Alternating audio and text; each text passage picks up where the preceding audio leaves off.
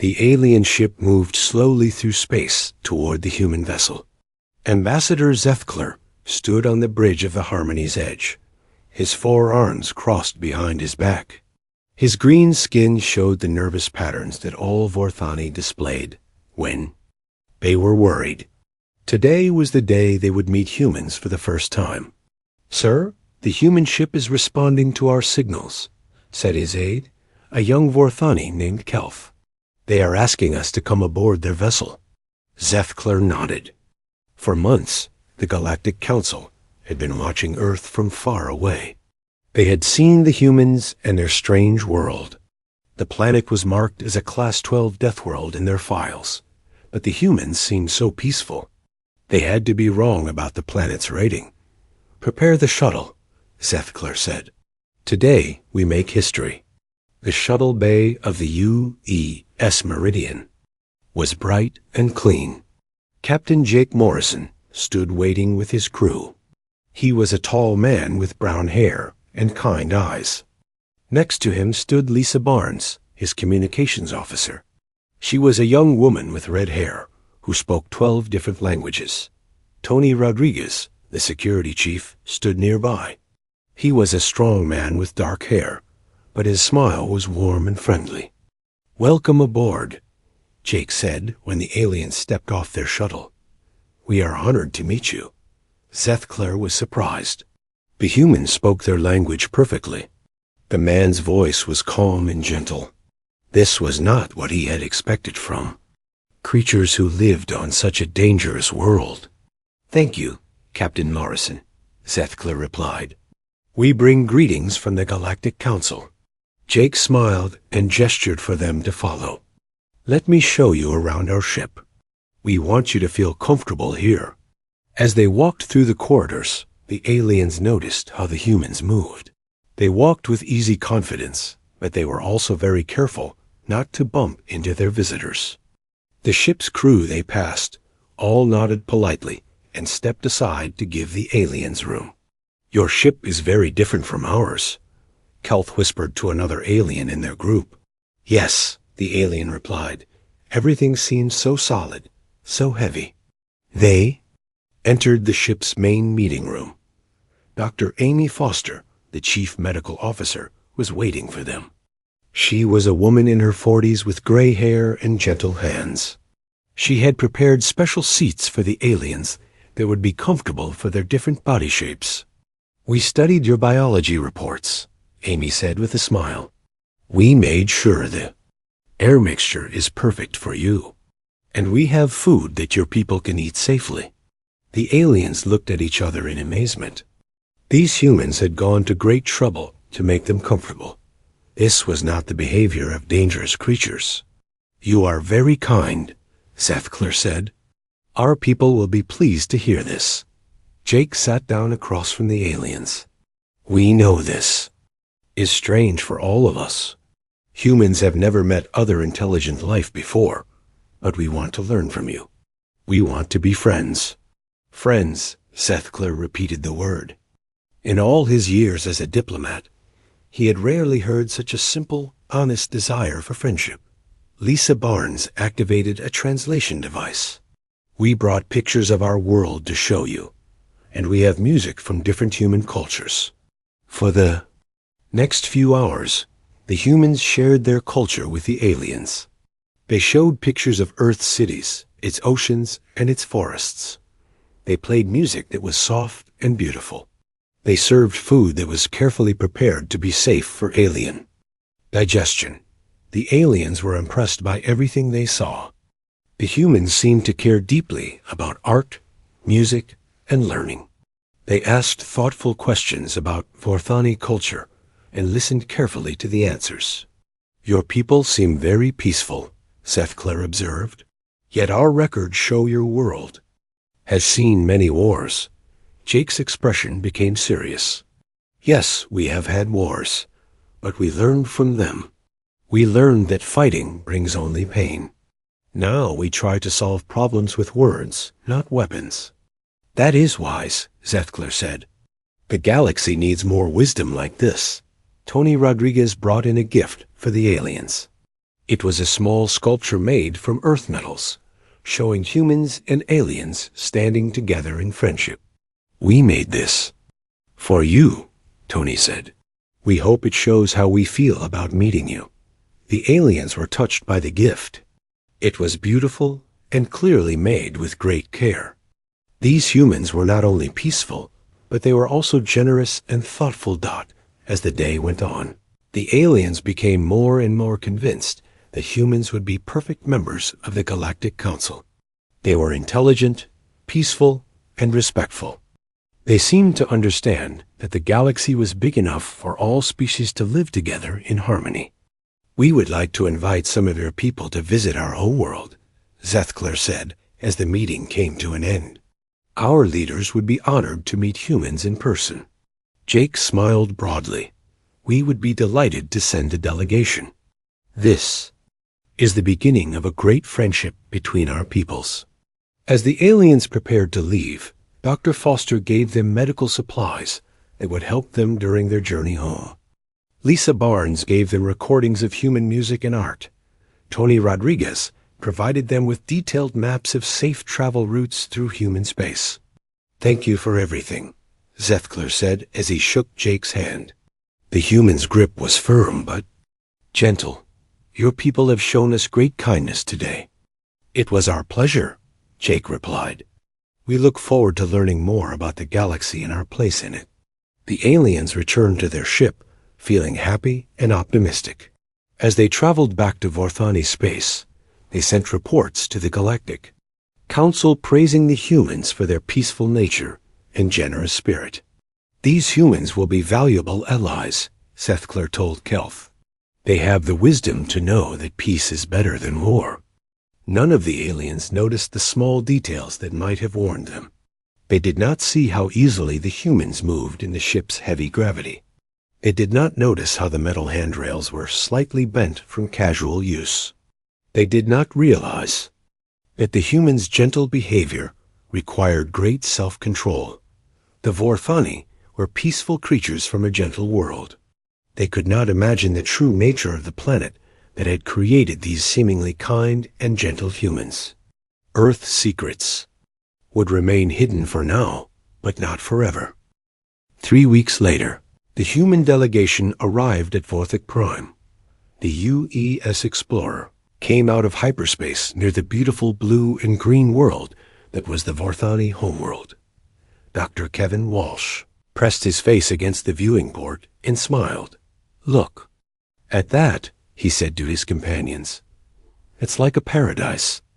Commander Patricia Stone stood beside him, adjusting her dress uniform. She was a tall woman with blonde hair who had been chosen for her diplomatic skills. "Remember, we're here to make friends. Let's show them the best of humanity." Lieutenant Ben Carter nodded from his position near the communication console. He was a young man with dark hair and an easy smile. "The Vorthani have been very welcoming in their messages. This should go well." The Explorer landed at the main spaceport of Vorthik Prime's capital city. Thousands of Vorthani had gathered to see the first humans to visit their world. They held colorful banners and played music that sounded like wind chimes in a gentle breeze. Ambassador Zethkler was there to greet them, along with many other important Vorthani officials. The aliens had prepared a grand ceremony to welcome their new friends. "Welcome to Vorthik Prime," Zethkler said as the humans stepped off their ship. "We are honored by your presence." Patricia smiled and bowed in the Vorthani style. "The honor is ours, Ambassador. Your world is beautiful." The humans were taken to the finest hotel in the city. Their rooms were large and comfortable, with huge windows that showed the peaceful city below. Everything was designed to make them feel welcome and comfortable. That evening, there was a great feast in the humans' honor. The Vorthani had prepared special foods that humans could eat safely. They played music and showed dances from their culture. The humans were impressed by the beauty and grace of everything they saw. "This is wonderful," Kevin said as he watched the dancers. "Your people are so talented." "We are pleased you enjoy it," said Minister Vorthak, one of the senior Vorthani. Officials, we hope you will share some of your culture with us as well. Ben stood up and walked to the center of the room. We would be happy to show you some human dancing, he said. The aliens gathered around to watch. Ben began to move in a simple dance pattern that was popular on Earth. But as he moved, the Vorthani noticed something strange. His movements were very controlled and precise. When he jumped, he seemed to float in the air longer than should be possible in the planet's gravity. How does he do that? Whispered one of the Vorthani. Perhaps human muscles are different from ours. Another replied, the next day, the humans were taken on a tour of the city. They visited museums, gardens, and cultural centers. Everywhere they went, the Vorthani were impressed by their guests' politeness and interest in learning. But small incidents began to happen that made the aliens feel uneasy. At the Museum of Natural History, Kevin was examining a display of rare crystals. The display case was made of reinforced materials that were very strong. But when Kevin leaned against it to get a better look, the case began to bend slightly under his weight. Careful, said the museum curator. A nervous Vorthani named Zelf. That case is designed to hold several tons of pressure. Kevin stepped back quickly. Sorry, I didn't realize I was leaning so hard. But Zelf had seen the security recordings. Kevin had barely been touching the case. Yet somehow, his casual contact had put stress on materials that should have been unbreakable. Later that afternoon, the humans were invited to participate in a traditional Vorthani sport. It was similar to bowling, but played with metal spheres that weighed about 50 pounds each. The game required great skill and strength. This looks fun, Patricia said as she picked up one of the spheres. The Vorthani watched in amazement as she lifted it with one hand as if it weighed nothing at all. Are you sure you can handle it? Asked the sport instructor. These spheres are quite heavy. Patricia smiled. Oh, this is light. On Earth, we use bowling balls that are much heavier than this. She threw the sphere down the lane with perfect control. It moved so fast that it was almost a blur. When it hit the pins, they exploded outward with incredible force. Several pins were damaged by the impact. Impressive, said the instructor, but his voice was worried. Your people must be very strong. The most concerning incident happened on the third day. The humans were visiting a recreational center where young Vorthani played games and sports. Ben was playing with some children when he slipped and fell down a flight of stairs. The Vorthani rushed to help him, expecting to find him seriously injured. The stairs were made of hard stone, and the fall was at least 20 feet. Any Vorthani who fell like that would need immediate medical attention. But Ben just stood up, brushed himself off, and smiled. I'm fine, he said. Just a little tumble. The Vorthani doctor who examined him was confused. There should be broken bones, she said. Internal injuries. But you seem perfectly healthy. Humans are pretty tough, Ben replied. We heal quickly. That night, Ambassador Zethil called an emergency meeting with his advisors. They gathered in a secure room where they could speak freely. Something is wrong, Zethkler said. These humans are not what they seem. What do you mean? Asked Minister Vorthak. They are too strong, too tough. That young one fell down the stairs and was not hurt at all. The woman lifted our sport equipment like it was made of paper, and the scientist bent our display case just by leaning on it. The advisors looked at each other with growing concern. What are you suggesting? One of them asked. I am suggesting that we may have made a mistake about these humans. Perhaps their planet really is as dangerous as our records indicate. Minister Vorthak pulled up the files on Earth. According to our data, Earth is classified as a Class 12 death world. But that seemed impossible when we met them. They were so gentle and peaceful. Perhaps, Zethkler said slowly, they are gentle and peaceful because they choose to be. Not because they have to be. The room fell silent as the implication sank in. If the humans were deliberately holding back their true nature, then what were they really capable of? We need to investigate this further, Zethkler decided, but we must be careful. If we are right about this, we do not want to make them angry. Next morning, the humans continued their visit as if nothing had happened. They were still polite, friendly, and interested in learning about Vorthani culture. But now the aliens watched them with new eyes.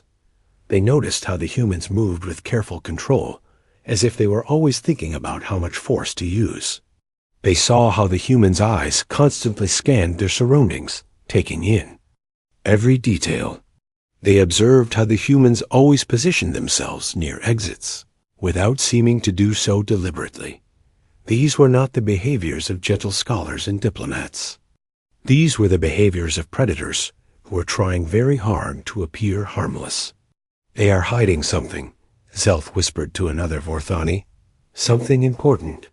As the human visit continued, the Vorthani began to feel a growing sense of unease. Their new friends were not what they seemed.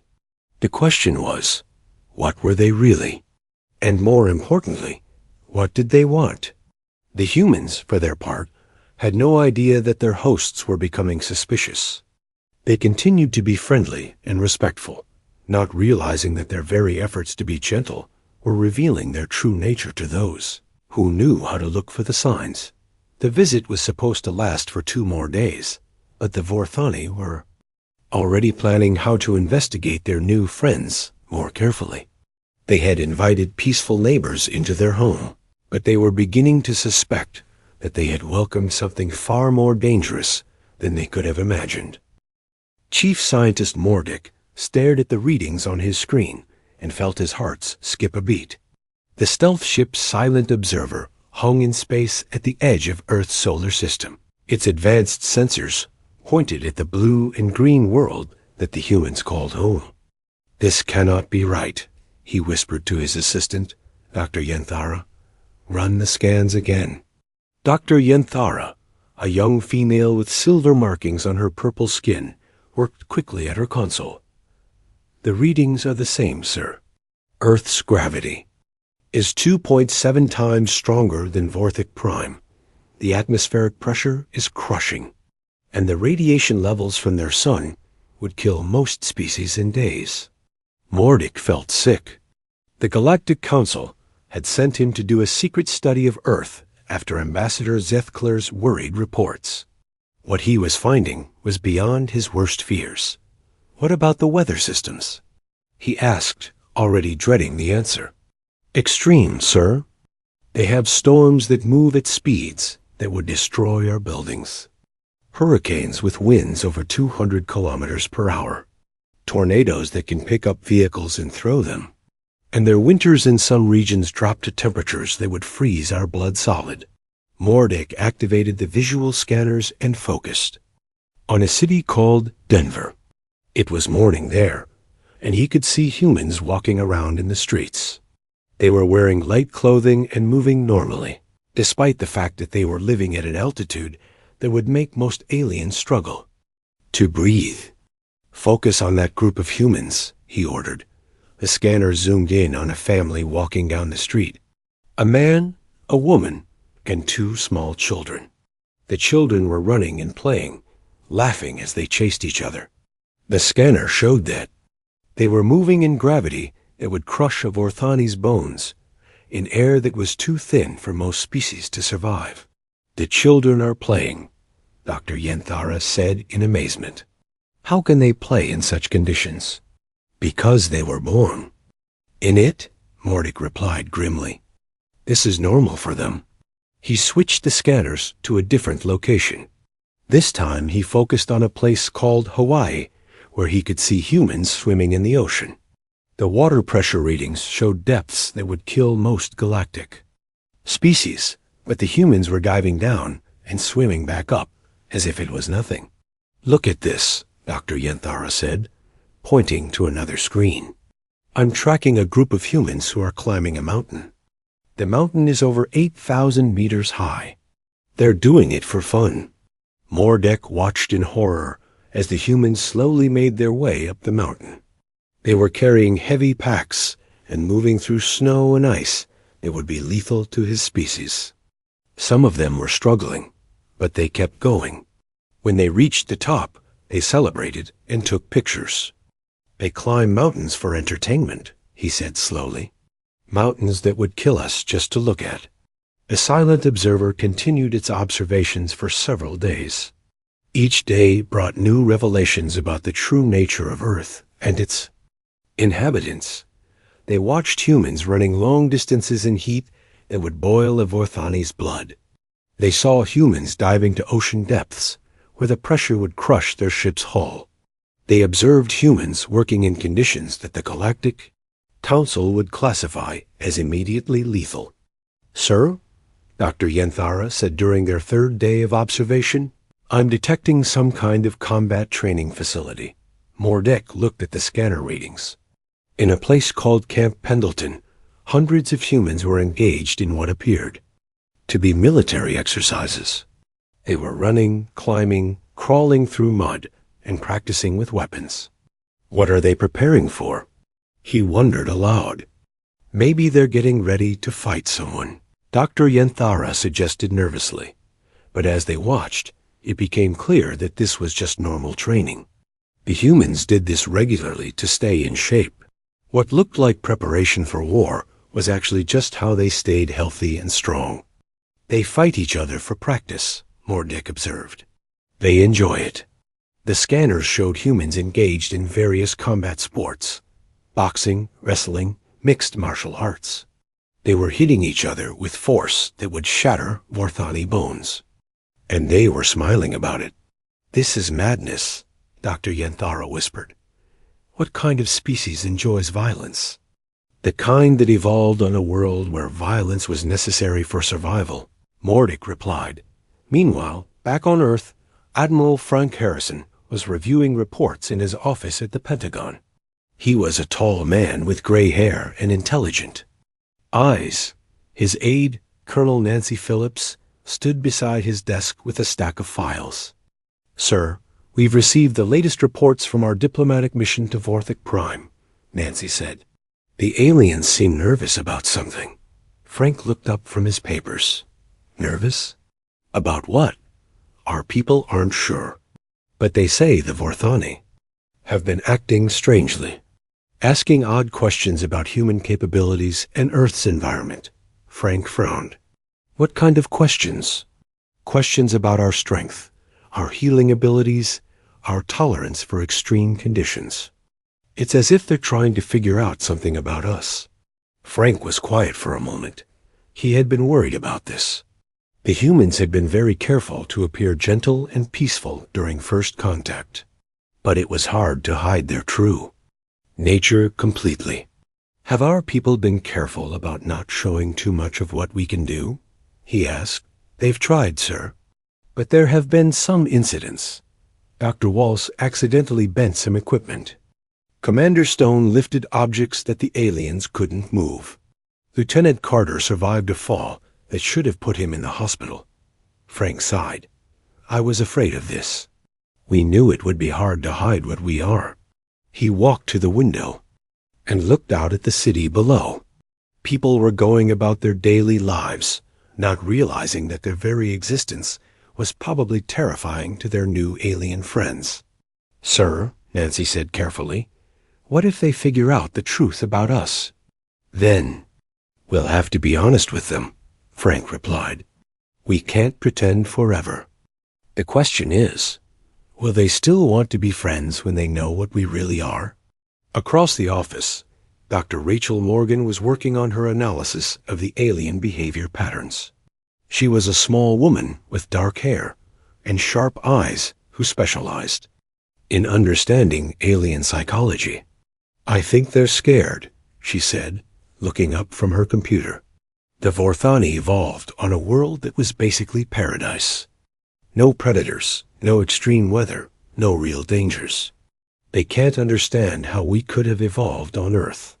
"Are you saying they see us as monsters?" Frank asked. I'm saying they see us as something they can't comprehend.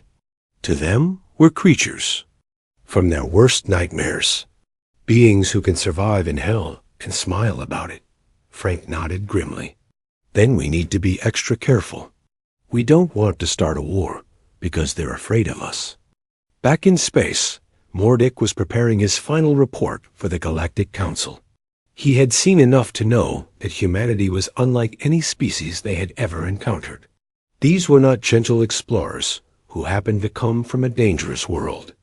These were apex predators who had somehow learned to be civilized.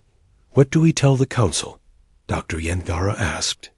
We tell them the truth, Mordick replied, that we have made first contact with a species that could probably conquer the galaxy, if they wanted to. And for some reason, they seemed to want to be friends instead. He looked at the data one more time. Every measurement confirmed what he already knew. Earth was a hell world that had produced creatures of incredible strength, endurance, and adaptability. The humans were predators who had learned to be peaceful, but they were still predators. The question is, he said quietly, what do we do now? The emergency alarm screamed through the halls of the Vorthani Council building. Ambassador Zeithcler ran through the corridors, his forearms pumping as he tried to reach the communications center. Behind him, his aide Kelth struggled to keep up. Sir, what's happening? Kelth gasped. Asteroid impact, Zeithcler replied without slowing down. Santhara colony is going to be destroyed. They burst into the communications center, where dozens of Vorthani were working frantically at their stations. The main screen showed a massive asteroid hurtling through space toward the peaceful colony world of Santhara. Minister Vorthak looked up as they entered. His face was pale with fear. The asteroid is huge. Our computers say it will hit Santhara in 47 hours. 2 million people live there. What about evacuation? Zeithcler asked. Impossible. Our fastest ships would take 3 days to reach the colony. Even if we sent every ship we have, we could only save a few thousand people. Zeithcler felt his heart sink. Santhara was a beautiful world full of artists, scientists, and families. In less than 2 days, it would be a dead rock floating in space. Sir, said the communications officer, we're receiving offers of help from many council member species, but none of them have ships fast enough to reach Santhara in time. What about the humans? Kelth asked quietly. Everyone in the room turned to look at him. The humans had been the subject of much discussion since the reports from Vorthik Prime. There were suspicions about their true nature, but they had always been helpful and friendly. The humans have faster ships than most species, Zeithcler said slowly, and they're closer to Santhara than we are. Minister Vorthak nodded. Send them a message. Ask for their help. The message was sent through space to Earth, traveling at the speed of light. It reached the Human Space Command Center in just a few minutes. Admiral Frank Harrison read the message with growing alarm. 2 million people, he said to Colonel Nancy Phillips. And we're the only ones who can get there in time. Can we evacuate them all? Nancy asked. Frank shook his head. Not even close. We'd need 100 ships working perfectly to evacuate that many people, and we only have 12 ships in range. Then what do we do? Frank was quiet for a moment, thinking. Then he turned to his communications officer. Get me Captain Narration, and tell him to prepare the fleet for immediate departure. Sir, what's the plan? We're going to destroy the asteroid. Nancy stared at him in shock. Sir, that's impossible. The asteroid is over 50 kilometers wide. It would take nuclear weapons to destroy something that big. Then we'll use nuclear weapons, Frank said simply. We can't let 2 million people die if there's something we can do about it. Within hours, a human fleet was speeding through space towards Santhara. Captain Jake Morrison commanded the operation from his ship, the UES Meridian. With him were 11 other ships, including the heavy cruiser UESIS Titan, commanded by Commander Helen Brooks. Helen was a tough woman with short black hair and steel-gray eyes. She had been born on Mars and had spent her whole life in space. Her crew trusted her completely, including her weapons specialist Lieutenant Danny Cooper and her chief engineer Carl Jensen. "How long until we reach the asteroid?" Helen asked. 18 hours, Danny replied. "We'll intercept it about 6 hours before it reaches Santhara." "Will that be enough time?" Carl looked up from his engineering console. "If our weapons work the way they're supposed to, yes. But this is the biggest target we've ever tried to destroy." Meanwhile, the Vorthani were monitoring the human fleet's progress. They had sent their own ships to observe, but they stayed far back. They wanted to see what the humans would do, but they didn't want to get in the way. "The human ships are moving so fast," observed Captain Morth L. of the Vorthani observer ship. "How do they travel at such speeds?" "Their technology is different from ours," his science officer replied. "More advanced in some ways." As the human fleet approached the asteroid, the Vorthani watched in growing amazement. The humans were flying directly toward a massive chunk of rock that would destroy their ships if they got too close. But they showed no fear at all. "This is Commander Brooks to all ships." Helen's voice came over the communication system. "Target the asteroid's center mass. We're going to hit it with everything we have." The human ships spread out in attack formation. The Vorthani observers had never seen anything like it. The humans moved their ships like they were weapons, not exploration vessels. "Beginning attack run," Danny reported from his weapons station. The U-East Titan launched its first missiles. They were not the small defensive weapons that most galactic species used. These were massive military weapons designed to destroy large targets. The Vorthani watched in shock as the missiles streaked toward the asteroid. "What kind of weapons are those?" Captain Morthel whispered. "The first explosions lit up space like tiny suns." The asteroid shook under the impact, but it was still intact. The humans had barely scratched its surface. "Target still intact," Danny reported. Switching to heavy weapons. "Heavy weapons?" Captain Morthel asked his science officer. "Those were their light weapons?" The human ships moved closer to the asteroid. This time, they fired weapons that the Vorthani had never seen before. Beams of energy that could cut through solid rock like it was soft butter. Explosives that created fireballs larger than most spaceships. The asteroid began to crack under the assault. Massive pieces broke off and tumbled away into space. But the main body was still intact and still heading for Santhara.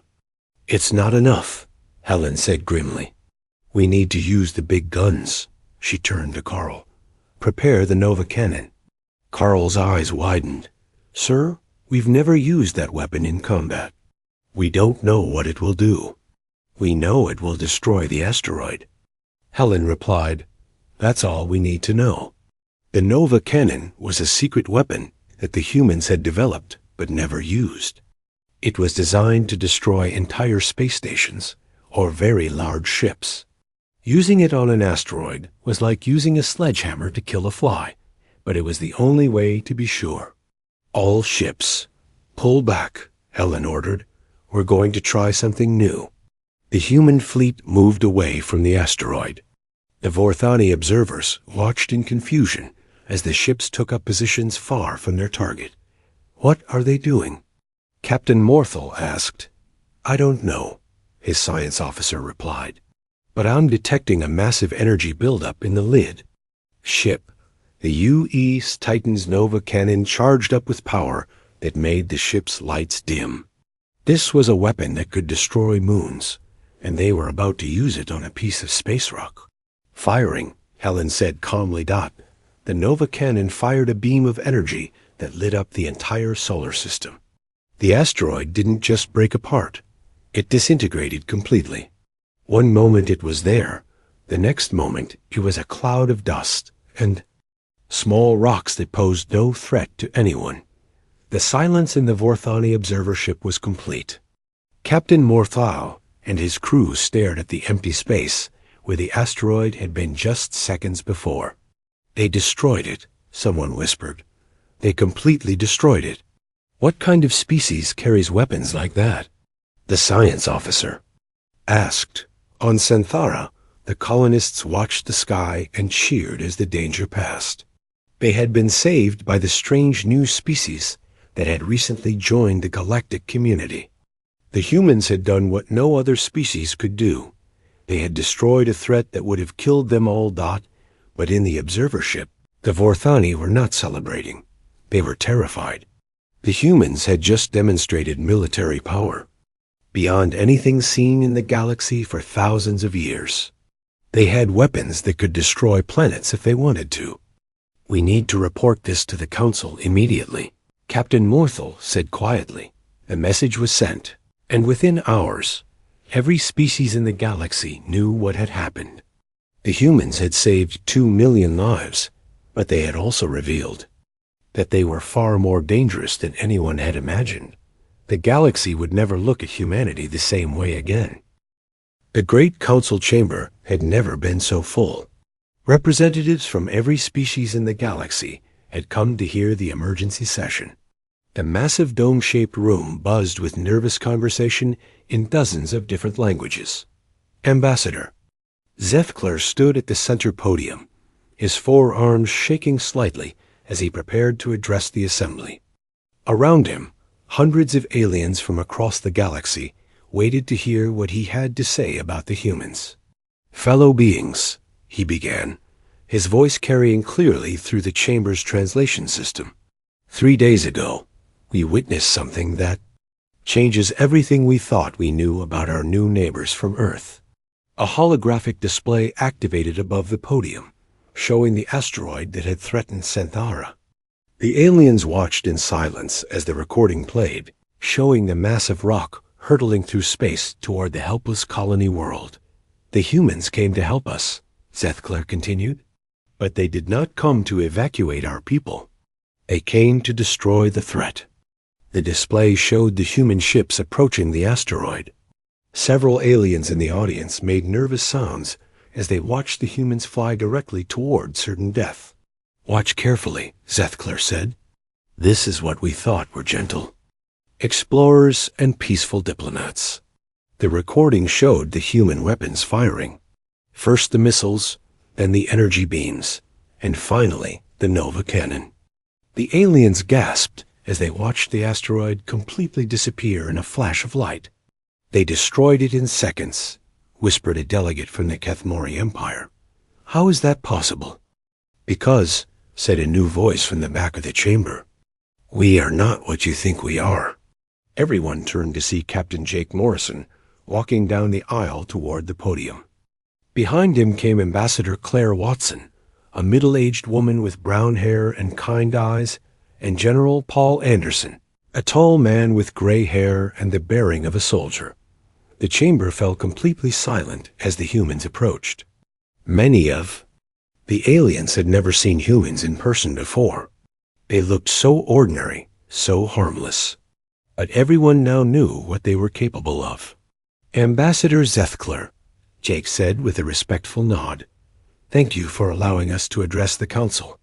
Zethkler stepped aside, his heart racing. These humans looked so calm and friendly, but he had seen what their weapons could do. Claire Watson stepped up to the podium and looked out at the hundreds of alien faces staring back at her. She took a deep breath and began to speak. Members of the Galactic Council, she said, we know you are afraid of us now. We understand why. What you saw 3 days ago was just a small sample of what humans are capable when we need to protect others. Murmurs rippled through the audience. A delegate from the peaceful Xenthari Federation stood up. Are you saying you have more powerful weapons than what we saw? Much more powerful, General Anderson replied honestly. What we used to destroy the asteroid was actually one of our smaller weapons. We have weapons that could destroy entire star systems if we needed to. Use them. The chamber erupted in panicked voices. Several delegates started to leave their seats, but Claire held up her hand for silence. Please, she said, let us explain. The noise gradually died down as the aliens reluctantly returned to their seats. You're afraid because you think we're monsters, Claire continued. You think we're violent creatures who will use our weapons to conquer and destroy. But you're wrong about why we have these weapons. She activated her own holographic display, showing images of Earth. But these were not the peaceful scenes the aliens had seen before. These showed Earth's true nature, the storms, the earthquakes, the volcanoes, the predators. This is our world, she said. Earth is not a paradise like your homeworlds. It is a planet that has been trying to kill us since the day we first walked upright. Everything you saw us do, our strength, our speed, our ability to survive damage, these are not special abilities. These are basic requirements for life on our planet. The display showed humans dealing with natural disasters, rescuing people from floods, fighting forest fires, surviving earthquakes. The aliens watched in amazement as humans routinely faced dangers that would destroy most galactic civilizations. We developed powerful weapons because we needed them, General Anderson explained, not to fight each other, but to fight our planet. We needed to blast through mountains to build roads. We needed to destroy asteroids that threatened our cities. We needed to survive in a world that never stops testing us. A delegate from the Morthek Republic raised a tentacle. But you have fought wars against each other. Our records show many conflicts in human history. Jake nodded sadly. Yes, we have fought wars. We have made terrible mistakes. But do you know what those wars taught us? He paused, looking out at the alien faces. They taught us the true cost of violence. When you can destroy mountains with your weapons, you learn very quickly that war is not something to take lightly. Every human knows what our weapons can do, because we have seen what happens when they are used against ourselves. Claire stepped forward again. That is why we are peaceful. Not because we cannot fight, but because we know better than anyone what fighting really means. We learned restraint the hard way. A small, mouse-like alien from the Quildar system stood up nervously. But if you are so powerful, why do you want to join our community? You could just take whatever you want. Because, Claire said with a gentle smile, we don't want to be alone anymore. She showed new images on the display. Pictures of human families, children playing, people creating art and music. For thousands of years, we thought we were the only intelligent life in the universe. We dreamed of meeting others like ourselves. When we finally found you, it was like answering our greatest hope. General Anderson stepped up beside her. We want to protect, not conquer. We want to learn, not destroy. We want to be part of something bigger than just our own species. Think about what happened at Centara, Jake added. We could have demanded payment for our help. We could have asked for territory or resources. But we didn't ask for anything except friendship. Ambassador Zeethkler found himself nodding. It was true. The humans had saved 2 million Vorthani lives and asked for nothing in return. A senior delegate from the ancient Kelther collective stood up slowly. She was old and wise, having served on the council for over 2 centuries. Young humans, she said in a creaky voice, you speak of restraint and protection. But how can we be sure you will not change your minds? How can we trust beings with such power? Claire looked at the old alien with respect. Because, she said, we are giving you the choice. What do you mean? General Anderson stepped forward.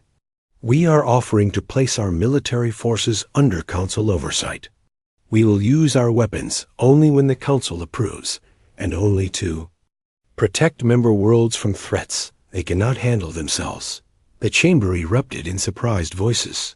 No species had ever offered to limit their own military power voluntarily. "We don't want you to fear us," Claire explained. "We want you to see us as guardians, protectors who only act when innocent lives are at stake." The old Kelther delegate was quiet for a long moment. Then she smiled, the first time anyone had seen her smile in decades. "In all my years on this council," she said, "I have seen many species join our community. Some came seeking protection, others came seeking profit. But you are the first to come offering to protect others." She looked around the chamber at her fellow delegates. "I believe we should accept their offer. The galaxy is a dangerous place, and we could use guardians who understand the true cost of violence."